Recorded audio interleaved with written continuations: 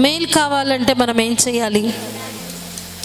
ప్రార్థన చేయడం మంచిదే, ప్రార్థన చేయాలి.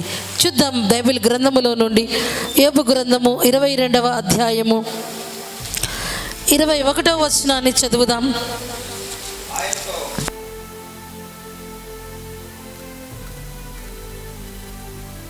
ఆమేన్. యోబు గ్రంథం 22వ అధ్యాయం 21వ వచనముతో, ఆయనతో సహవాసము చేసిన ఎడల నీకు సమాధానము కలుగును, అలాగున నీకు మేలు కలుగును. ఆమేన్.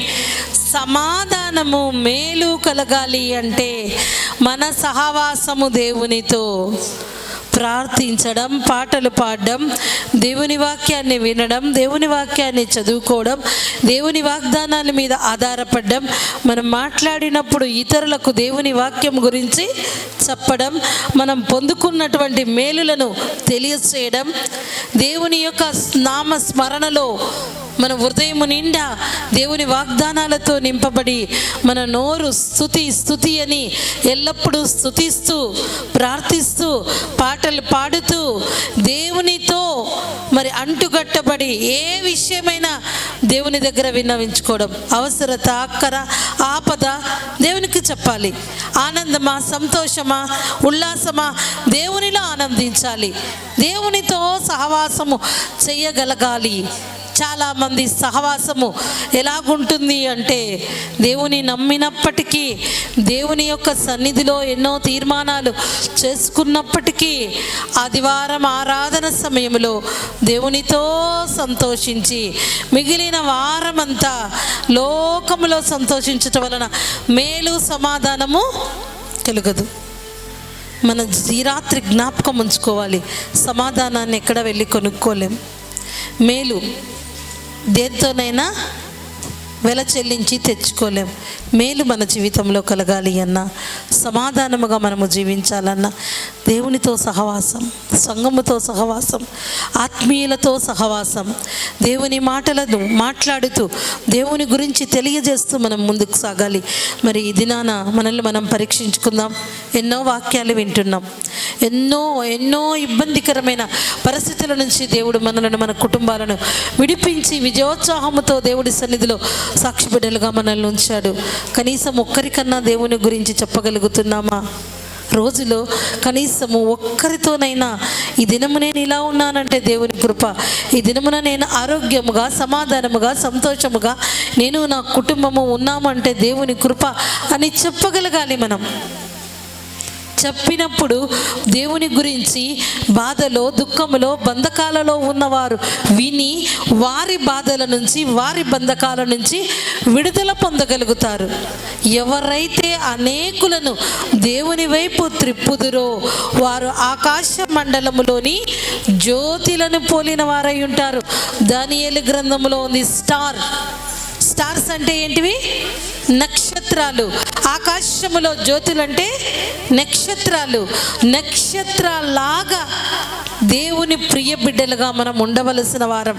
మరి ఈ దినము నీ జీవితంలో ఆ నక్షత్రంలాగేమో కానీ, వెలుగు ఏమో కానీ, సమాధానము లేక, మేలు లేక, అసమాధానముతోనూ మేలన్నది లేక ఉండటానికి కేవలం కారణం నీ ఆలోచనలు ఎవరితో షేర్ చేస్తున్నావు, నీ ఆలోచనలు ఎటువైపు ఉంచుకుంటున్నావు. ఆలోచనలు చేస్తే ఏమొస్తుంది? మాట్లాడితే ఏదో మేలు కలుగుతుందన్నావు అమ్మ. ఆలోచనల ద్వారా ఏం కలుగుతుందంటే చూద్దాం. ఇక్కడే యోబు గ్రంథం 22వ అధ్యాయం 28వ వచనాన్ని ఒకసారి చదువుదాం.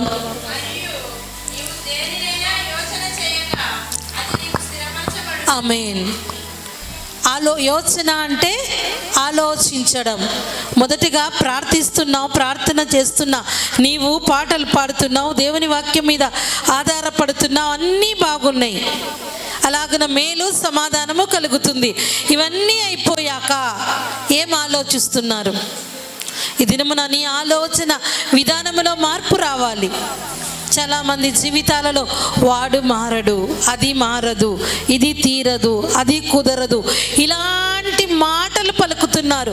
యేసుక్రీస్తును సొంత రక్షకుడిగా అంగీకరించి దేవుని పిల్లలుగా పిలువబడుతూ దేవుని యొక్క శక్తిని అనుభవిస్తూ దేవుని సొత్తుగా ఉన్న నీవు ఏమి ఆలోచిస్తున్నావు? ఈ రాత్రి నీ ఆలోచన విధానాన్ని మార్చుకో. అది జరగదు, కుదరదు, రాదు, అలాంటి మాటలు నీవు ఆలోచిస్తే అదే జరుగుతుంది. దేవుడు శక్తి కలిగిన దేవుడు కాదా?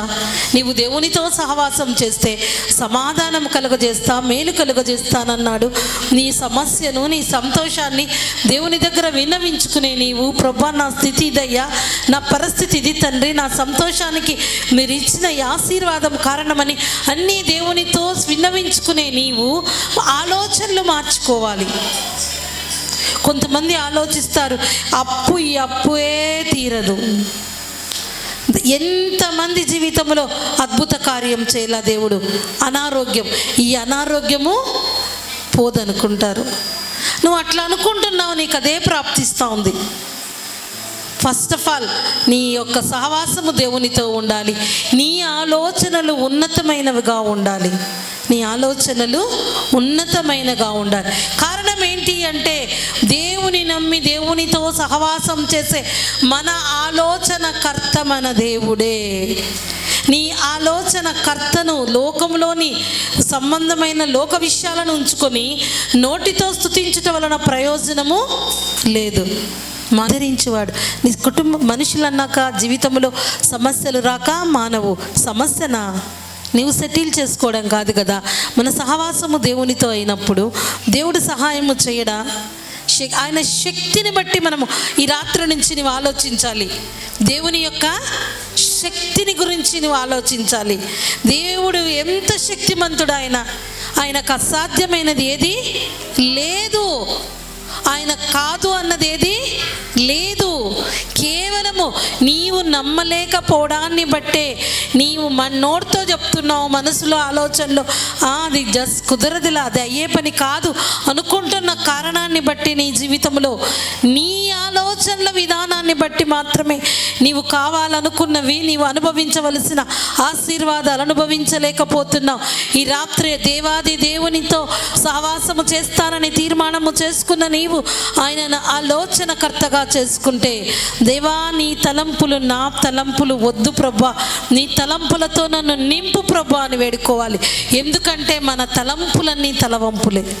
దేవుని తలంపులు మన జీవితానికి కమ్మని తీయని అనుభవాలు. ఈ రాత్రి మనల్ని మనం పరీక్షించుకుంటే మన సొంత నిర్ణయాలతో చేసుకున్న వాటిని బట్టి ఎన్నో రకాలైన తలవంపులు అంటే అవమానాలు, నిందలు, దుఃఖము, కష్టము, కన్నీరు తెలుసుకున్న తర్వాతైనా నీ ఆలోచన విధానాన్ని మార్చుకొని, దేవా నీవు నా ఆలోచనకర్తగా ఉండయ్యా, నీ ఆలోచనలతో నన్ను నింపు తండ్రి, నిశ్చితమే నా జీవితంలో సిద్ధింపచేయమయ్యా, నీకు ఇష్టము లేనిది నాకొద్దు ప్రభా, నీ ఇష్టమే నా జీవితంలో జరగాలి ప్రభా. ఇది ఎవరు అడుగుతారంటే దేవునితో సహవాసం చేసేవారు అడుగుతారు.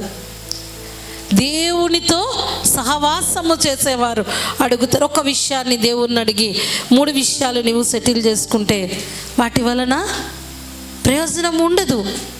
నమ్మిన వారము ఎలాగుండాలి అంటే అది ఎంత కష్టమైనా, నిష్ఠూరమైన, నిందైనా, హింసైనా, ఏదైనా ప్రభా నీవే నాకు దిక్కు, ప్రభా నీవే నా ఆధారం, నా ఆలోచన కర్తవు నీవే. అడిగి చూడండి. దేవుడి ఆలోచనలతో మనందరము నింపబడితే, మీరందరూ కానీ నింపబడితే మన జీవితము కమ్మని తీయని అనుభవాలుగా ఉంటుంది. తలవంపులతో జీవించావేమో ఇన్ని దినములు, నీ తెలివితో, నీ జ్ఞానముతో, నీకున్నటువంటి ఆలోచనలతో, ఈ ఆలోచన తీరు ఈ రాత్రి మార్చుకోవాలి. మనస్సు మార్పు చెందుతుంది. కానీ నీ ఆలోచనలు అలాగే ఉన్నాయేమో. నోటితో స్తుతిస్తున్నావు, ప్రార్థిస్తున్నావు, పాటలు పాడుతున్నావు, కానీ ఆలోచన మనకు తలంపు పుట్టక మునిపే దేవునికి తెలుసు. ఇక్కడున్న మనకి నేనేం ఆలోచిస్తానో మీకు తెలీదు, మీరేం ఆలోచిస్తారో నాకు తెలియదు. చూడండి 139వ కీర్తనలో ఉంటుంది, అందరం బైబిల్ ఉన్న వారందరూ బైబిల్ ఓపెన్ చేసి 139వ కీర్తన కంప్లీట్ మన స్కానింగ్ రిపోర్ట్ ఇక్కడ ఉంది. యేసుక్రీస్తును నమ్మినటువంటి ప్రతి ఒక్కరికి, యెహోవా నీవు నన్ను పరిశోధించి తెలుసుకొని ఉన్నావు, నేను కూర్చుండుట నేను లేచుట నీకు.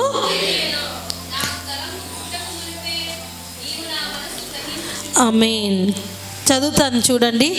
నేను కూర్చుండుట నేను లేచుట నీకు తెలియను, నాకు తలంపు పుట్టక మునిపే నీవు నా మనసు గ్రహించుచున్నావు. మనకు తలంపు అంటే తలలో ఆలోచన రాకముందే మనం ఏం ఆలోచిస్తామో దేవుడు గ్రహిస్తున్నాడు. కారణం ఏంటి తెలుసా? ఆయన మనల్ని ప్రేమిస్తున్నాడు, ఆయన మనల్ని పట్టించుకుంటున్నాడు, ఆయన మన మీద తన దృష్టి నుంచి ఉన్నాడు. ఎవరు ఆలోచిస్తారు చెప్పండి ఇంతగా మన గురించి? ఎవరు పట్టించుకుంటారు మన గురించి? నువ్వు మంచి ఆలోచిస్తున్నావా, చెడు ఆలోచిస్తున్నావా, అవిశ్వాసం గురించి ఆలోచిస్తున్నావా, విశ్వాసంతో ఆలోచిస్తున్నావా? ఆలోచన పుట్టక మునిపే ఆయన గ్రహిస్తున్నాడు. మరి అందును బట్టే నీ ఆలోచనలు బలహీనముగా ఉన్నాయేమో. నీ ఆలోచనలు కొన్నిసార్లు కొంతమంది నీవేమో సిద్ధపడతావు, నీ చుట్టూ ఉన్నటువంటి ఆ పరిస్థితుల ప్రభావమో నీతో ఉన్న మనుషుల ప్రభావమో నిన్ను నిరుత్సాహపరచొచ్చు. లాస్ట్ టైం ఒక మాట చెప్పా, ఒక ఏనుగు ఒక కుక్క రెండు కలిసి రన్నింగ్ రేస్ పెట్టుకున్నాయట. మరి రన్నింగ్ రేస్ పెట్టుకుంటే ఇక్కడ నుండి బయలుదేరి వంట దగ్గరికి వెళ్ళాలి, స్ట్రైట్గా వెళ్ళాలి. ఏనుగు బయలుదేరి వెళ్తూ ఉంది, కుక్క బయలుదేరి వెళ్తుంది. ఏనుగు కన్నా ముందు కుక్క వెళ్ళగలదు. కారణం ఏంటంటే ఏనుగు పెద్ద రోడ్డు ఉంటే దాంట్లోనే వెళ్తుంది, కుక్క ఏ సందులో నుంచైనా వెళ్ళగలదు. కానీ అది ఇక్కడ స్టార్ట్ అయింది చంద్రమౌళి నగర్లో. ఎన్టీఆర్ నగర్ దగ్గరకు వచ్చే లోపల, ఆ సర్కిల్కి వచ్చే లోపల మరి కొన్ని కుక్కలు ఏం చేశాయి? ఆపాయి. ఎక్కడికి వెళ్తున్నావు, ఎందుకు వెళ్తున్నావు, ఎప్పుడు వస్తావు, ఆగు ఆగు ఆగు, నేను గెలిచానంటే మన కుక్కల జాతికి అంతా ఒక విలువ ఉంటుంది అంటే చెప్పాలి. ఇప్పుడు చెప్పాలి. ఏం చేస్తున్నావు, ఎక్కడికి వెళ్తున్నావు, ఎట్లా చేస్తున్నావు. సరే అక్కడ కాసేపు ఆగి మళ్ళీ ఎరుముకపల్లి సర్కిల్, అక్కడ గుంపుగూడే, మళ్ళీ ఆపాయి. చెప్తా ఉంది, వినట్లేదు. మళ్ళీ సర్కిల్, ఆ సర్కిల్కి వెళ్ళారు, డ్రెస్ సర్కిల్ దగ్గరికి వెళ్ళారు, అక్కడ ఆపాయి. మళ్ళీ సాయిబాబా సర్కిల్ ఆపాయి. ఈలోపు ఏనుగు వెళ్ళి విన్నర్ అయిపోయింది. ఆ కుక్క గెలవక పోవడానికి కారణం తన తోటి ఛాన్స్ వచ్చింది, అవకాశం వచ్చింది, అవకాశం ఉంది, సామర్థ్యం ఉంది. గెలవగలిగినటువంటి ఆ ఆధిక్యతను కోల్పోవడానికి కేవలం కారణం తనతో ఉండి తనను బలహీనపరచిన వాటికేమి, అవి అలా పలకరిస్తాయి, అవి వెళ్ళిపోతాయి. ఛాన్స్ పోగొట్టుకున్నది టాలెంట్ కలిగినటువంటి ఆ కుక్క. నీతో ఉన్నటువంటి వారు యేసుక్రీస్తు యొక్క ప్రియ బిడ్డగా దేవుని యొక్క సన్నిధిలో ఆయనను నమ్మిన నీవు విశ్వాసయాత్రలో ముందుకు సాగుతుండగా మరి ఆటంకపరిచేవారు నిన్ను ఆటంకపరచినప్పుడు ఆటంకపరిచేవారి మాటలను బట్టి ఆగిపోక ఆపదలను ఆశీర్వాదముగా ఆటంకాలన్నింటినీ కొట్టివేసి దీవెనలుగా మార్చగలిగిన దేవుని సన్నిధికి వెళ్ళగలగాలి. ఆయన ఆలోచనలతో నింపబడాలి. విశ్వాసమునకు కర్తయు దానిని కొనసాగించువాడైన యేసు వైపు చూచుచు మన ఎదుట ఉంచబడిన పరుగు పందెములో ఓపికతో పరుగెత్తాలి. ఏముండాలి? ఓపిక. ఒక పరుగు పందెం ఉంది విశ్వాస యాత్రలో, మన జీవిత యాత్రలో ఒక పరుగు పందెం. పరలోక రాజ్యానికి చేరడమే మన ధ్యేయం. మరి ఆ వెళ్ళేటటువంటి ఈ ప్రయాణములో ఎన్ని ఆటంకాలు ఎదురైనప్పటికీ దేవుని వైపు చూడగలగాలి. ఎప్పుడైతే నీవు దేవుని వైపు చూడగలుగుతావో, నా ఆలోచనకర్త నా దేవుడే, నా యొక్క కొండా కోట నా దేవుడే, నా స్నేహితుడు ఆయనే, నా ఆధారము నా యజమానుడు ఆయనే, దేవుని వైపు చూసి నీ బలహీనతలు మనుషుల వైపు చూడక బలహీనతలను విడిపించగలిగిన బలవంతుడైన దేవుని వైపు చూసి నీవు ఆలోచించు. కళ్ళు మూసుకుంటే నీకు కనపడవలసింది నీ సమస్యలు కాదు, నీకున్న సంతోషము కాదు. కలువరి సిలువల మధ్య ఆకాశంలో 3 మేకుల మధ్య మన కొరకు వేలాడదీయబడిన యేసుక్రీస్తు వారు కనిపించాలి. ఎంత ప్రేమ అయినది అది కనిపించాలి. పొందుకున్న వాటిని బట్టి అతిశయించడమో, లేని వాటిని బట్టి కృంగిపోవడమో కాక, అవసరతలో ఉన్నావా, అక్కరలో ఉన్నావా, ఏదైనా అడుగుతున్నావా, యథార్థంగా న్యాయమైనది అడుగుతున్నా, నీవు అందుకోకపోవడానికి కారణం ఒక టైం దేవుడు ఏర్పాటు చేస్తాడు. అపోస్తల కార్యం 3:21 ఉంటుంది. అన్నింటికీ కుదురుపాటు సమయం ఉంది. ఆ రైట్ టైంలో దేవుడు ఇస్తాడు. మనల్ని సరిచేసి స్థిరపరిచి యోగ్యత దయచేసి ఆ టైంలో దేవుడు ఇస్తే దాని వలన నీ జీవితానికి మేలు. కొద్దిమంది విశ్వాసంలో స్థిరత్వం లేకపోవడానికి కారణం అనుకున్న వెంటనే వారికి అది వచ్చేయాలి, జరిగిపోవాలి, ఇన్స్టెంట్. జరగలేదా? ఇక అంతే. వారితో మాట్లాడినప్పుడు మాకెందుకు జరగలేదు? కొంతమంది నన్ను అడుగుతారండి, నాకు ఆ మాట ఎవరైనా అడిగారు అంటే నిజంగా వారు దేవుని ప్రేమించేవారు కాదు. అది కష్టం అవ్వచ్చు, అది ఎంత ఇబ్బందికరమైనా సరే, నేను ఇంత భక్తి చేస్తున్నా ఎందుకు దేవుడు నన్ను చూడలేదంటే ఎంత భక్తి కాదు, మన భక్తి అంతా వంటరంలోని మసిపాత్ర లాంటిది. ఆ భక్తిని హెచ్చించుకోవడం కాదు, భక్తిని బట్టి కానీ గర్వపడకూడదు. దేవా నీ చిత్తమయ్యా, దేవునితో సహవాసము చేస్తే నీకు సమాధానం కలుగుతుంది, మేలు కలుగుతుంది. మరియు నీవు దేనినైనా యోచన చేయగా దానిని నేను స్థిరపరుస్తానంటున్నాడు. సహవాసము దేవునితో చేయి, ప్రార్థన చేయి. అవసరతలో ఉంటే దేవుణ్ణి అడుగు, దేవునితో చెప్పు, అయ్యా ఈ అవసరత ఎక్కర సహాయము చేయమని అడిగి నమ్మాలి. నాకు తెలుసు ఇది జరగదనకూడదు. మన చర్చిలో లాగే మరి చక్కగా అందరూ ఫాస్టింగ్ ప్రేయర్ పెట్టుకొని చర్చికి వస్తున్నారట. దేని కొరకు ఫాస్టింగ్ ప్రేయర్ చేస్తున్నారు తెలుసా? వర్షం పడాలా అని ఫాస్టింగ్ ప్రేయర్ చేస్తున్నారట. మరి అందరూ వస్తూ ఉంటే మరి ఒక పాప గొడుగు పట్టుకొని వస్తూ ఉందంట. వాళ్ళ అమ్మ అరిచేస్తూ ఉంది, ఏంటమ్మా ఇంత ఎండొస్తూ ఉంది, ఎందుకు గొడుగు తెస్తున్నావు అంటే, అమ్మాయి అంటుంది, మమ్మీ మీరు పాస్టర్ గారు అందరూ ప్రార్థన చేస్తే వర్షం కొరకు వర్షం ఇస్తాడు కదా దేవుడు, వర్షం పడుతూ ఉందని నేను గొడుగు తెచ్చుకున్నా అంటే ఆ తల్లి నమ్మటంలా ఆపోయి గొడుగు ఇంట్లో పెట్టి అంటుంది. ఆమె ప్రార్థన ఏమైనా యోగ్యమవుతుందా? ఆమె నిజంగా విశ్వాసంతో ప్రార్థిస్తుందా? ప్రార్థిస్తే వర్షం కురిపించడా? ప్రార్థిస్తే వర్షం నాపడా దేవుడు? ఇంతటి కార్యమైన దేవుడు చేయడా? ఆ చిన్న బిడ్డను విశ్వాసములో ఏ రకంగా తల్లి బలపరుస్తుంది ఒకసారి ఆలోచిద్దాం. అవి కాదు అనకూడదు, ప్రార్థన పరిస్థితిని మారుస్తుంది, స్థుతిని స్థితిని మారుస్తుంది. దేవునితో సహవాసము చేసేవారు హడావిడి చేసి అటొక మాట ఇటొక మాట, అటొక ఆలోచన ఇటొక ఆలోచన చెయ్యరు. 2 పడవల్లో ఒక వ్యక్తి ప్రయాణం చేసేది ఒకసారి ఆలోచించండి. నీళ్ళలో పోతున్నాం, ఇక్కడొక కాలు ఇక్కడొక కాలు, 2 పడవలు పోతున్నాయి, అది క్షేమమా? 2 పడవల్లో ప్రయాణం కరెక్టా? ఒక్క పడవలో కాళ్ళుంటే, 2 కాళ్ళుంటే క్షేమంగా ఒడ్డుకు చేరగలవు. కొంతమంది దేవునితో లోకముతో, భక్తిలో భక్తిహీనతలో కాసేపు అట్లుండకూడదు. అటు ఇటు నీ ఆలోచనలు అట్లున్నాయేమో.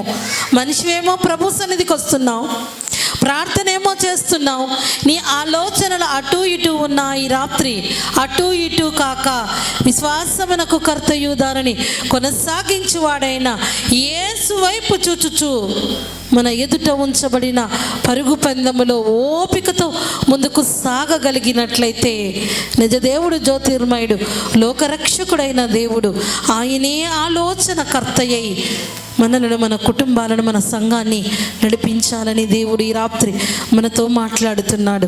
మరి నీ జీవితాన్ని, నీ కుటుంబాన్ని నీవే నడుపుకుంటావా? దేవునికి అవకాశం ఇస్తావా?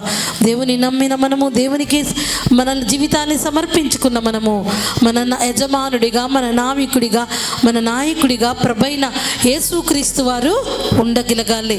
మరి 2014లో నవంబర్ 1వ తారీఖున ఉదయకాలమున నేను ఒక చిన్న ప్రార్థన చేశానండి. ఏంటి ఆ ప్రార్థన అంటే, ప్రభువా యేసయ్య, మరి నా కళ్ళ ముందు 1.5 ప్యాకెట్, 1.5 మూట రైస్ ఉంది, అంతే ఉంది. ఒక ప్యాకెట్ తిరిగి హాఫ్. మరి ఎంతోమందికి ఆహారాన్ని పెట్టాలనే ఆశ నాకుందయ్యా. మరి నాతో మాట్లాడు ప్రభువా, ఆ రైస్ను దీవించుమయ్యా. నీ కుమార్తెగా సకల ఆశీర్వాదములకు కారణభూతుడివైన మీ యొక్క ప్రియ బిడ్డగా అనేకులకు ఆశీర్వాదకరముగా నేను ఉండాలి ప్రభువా. అట్లా ప్రార్థన చేస్తున్నానండి కూర్చొని. అపార్ట్మెంట్లో అదే రోజు చేరాను. నవంబర్ 1వ తారీఖు ఉదయకాలమున 2014 కూర్చున్న ప్రార్థన చేస్తున్నా.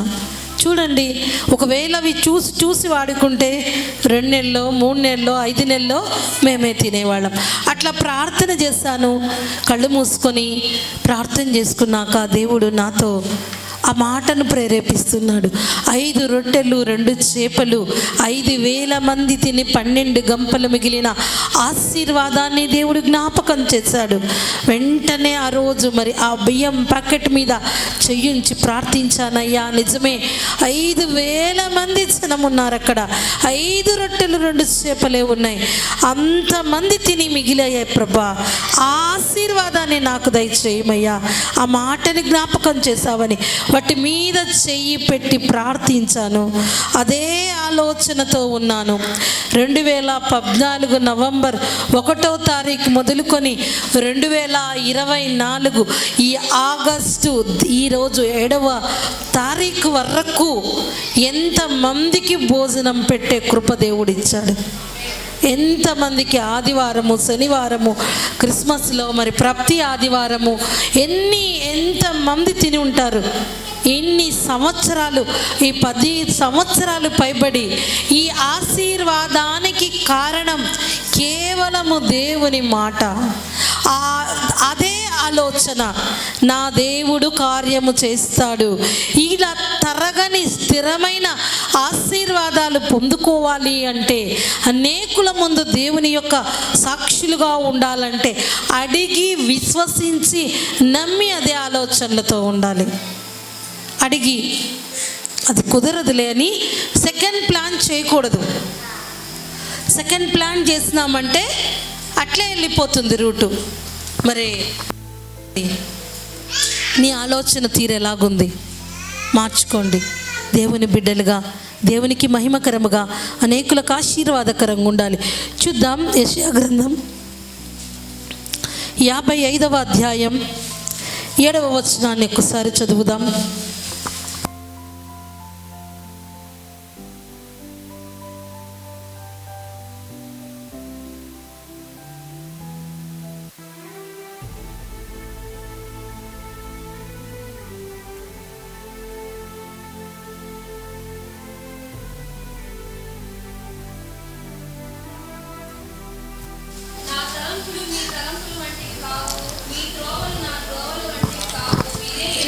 ఆమేన్. నేను చూస్తాను, చూడండి. యెషయా గ్రంథము 55వ అధ్యాయం 7-8 వచనాలు. భక్తిహీనులు తమ మార్గములను విడవవలెను, దుష్టులు తన తలంపులను మానవలెను. వారు యెహోవా వైపు తిరిగిన ఎడల ఆయన వారి యందు జాలిపడును. ఆయన మన దేవుని వైపు తిరిగిన ఎడల ఆయన బహుగా క్షమించును. నా తలంపులు మీ తలంపుల వంటివి కావు, మీ త్రోవలు నా త్రోవల వంటివి కావు. ఇదే యెహోవా వాక్కు. ఆమేన్. మరి దేవుని తలంపులతో నింపబడాలి అనే ఆశ నీకుంటే, ఏదైనా భక్తిహీనతలో ఉంటే ఆ మార్గాన్ని విడిచిపెట్టు. దైవ మార్గములోనికి వచ్చి యెషయా గ్రంథము 55వ అధ్యాయము 7-8 వచనాలు మరొక్కసారి చదువుదాం. 55:7-8 లివింగ్స్టన్ చదువుతుండగా మనందరం ఆ వాక్యాన్ని ధ్యానిద్దాం.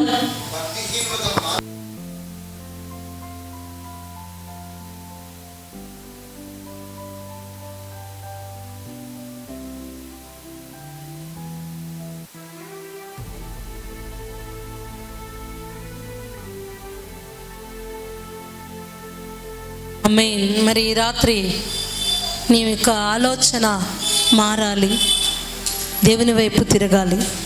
తిరుగుదామా? దేవుని వైపు తిరగగలిగినట్లయితే ఆలోచన మార్చుకోవాలి. మనుషులం దేవుడి సన్నిధికి రావడమో, మనుషులము దేవుని సన్నిధిలో ఆరాధించడమో కాదు, కానీ ఇవి చేయటం మంచిదే. తిరిగి ఆలోచన తీరు మారాలి. దేవుని పిల్లలుగా క్షమించే వారముగా, ఇతరులను ప్రేమించే వారముగా, మనల్ని మనము తగ్గించుకునే వారముగా, దేవుని మీద ఆధారపడే వారముగా ఉండాలి. అవి దేవుని త్రోవలు. మన త్రోవలు వేరు, దేవుని త్రోవలు వేరు. నీ దారిలో నడుస్తావా? దైవ మార్గంలో నడుస్తావా? నీ తలంపులను వదిలేస్తావా? దేవుని తలంపులతో ఈ రాత్రి నింపబడాలని ఆశ ఉంటే లేచి